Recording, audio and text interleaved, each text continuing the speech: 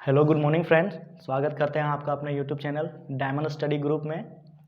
आज हम लोग पढ़ने जा रहे हैं क्लास 12 का चैप्टर 7 सब्जेक्ट इकोनॉमिक्स और चैप्टर का नाम है उत्पादन एवं लागत, जिसका एक प्रमुख टॉपिक उत्पादन एवं साधन के बारे में आज हम लोग जानेंगे। तो उत्पादन का साधन किसे कहते हैं, इसके बारे में आज हम लोग को जानना है। तो उत्पादन का साधन कहने से स्पष्ट हो रहा है कि किसी वस्तु को उत्पादन करने में हम जो साधनों का उपयोग करेंगे उसे ही उत्पादन का साधन कहते हैं। जैसे कि मेरे पास एक मार्कर है, इस मार्कर को बनाने में किन किन वस्तुओं की आवश्यकता होगी, किन किन साधनों की आवश्यकता पड़ी होगी। तो हम लोग कह सकते हैं कि भूमि की आवश्यकता पड़ी होगी, उस भूमि में जो कारखाना बना होगा, उसके बाद कारखाना में इस मार्कर को बनाने के लिए श्रम की आवश्यकता पड़ी होगी अर्थात मजदूर, साथ में पूंजी की आवश्यकता पड़ी होगी। तो यही जो भूमि है, श्रम है और जो पूंजी है, उसी को हम लोग क्या कहते हैं, उसी को उत्पादन का साधन कहते हैं। तो उसी चीज़ को मैंने यहाँ पे लिखा हुआ है। देखिए, किसी वस्तु का उत्पादन करने में जिन जिन साधनों का प्रयोग होता है उसे हम उस वस्तु का उत्पादन का साधन कहते हैं। अर्थात उसी चीज़ को एग्जाम्पल के तौर पे समझे तो देखो, मैंने एग्जाम्पल यहाँ पे लिख रखा है कि गेहूं का उत्पादन करने के लिए भूमि, श्रम, पूंजी जैसे साधनों का प्रयोग होता है। और यही जो साधन है भूमि, श्रम और पूंजी, यही क्या है, उत्पादन के साधन है। तो हम लोग उत्पादन के साधन को समझ लिए। अगला पॉइंट समझते हैं कि उत्पादन के साधन के कितने प्रकार होते हैं। तो मुख्य रूप से उत्पादन के साधन के दो प्रकार होते हैं। कितने प्रकार होते हैं दोस्तों? दो प्रकार होते हैं।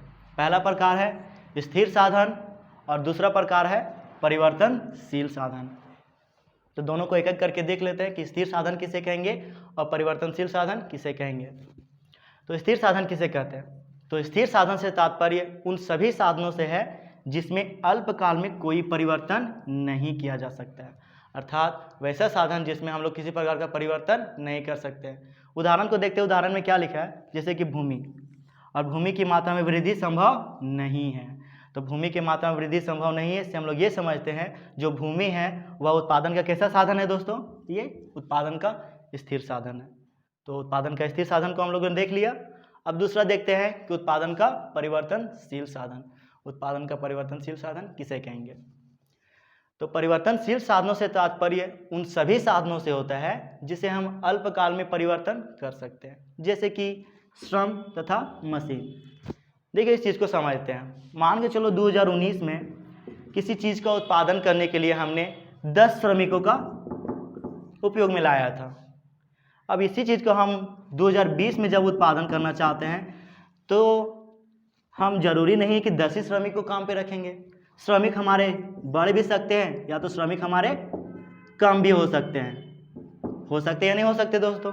हो सकता है। ये कन्फर्म कहा जा सकता है कि जो श्रमिक मैंने पिछले बार काम में लगाया था उससे अधिक या कम श्रमिक को हम काम पे लगाएंगे। तो यही जो श्रमिक है, यही जो श्रम है, वह उत्पादन के साधन के कैसा साधन है दोस्तों?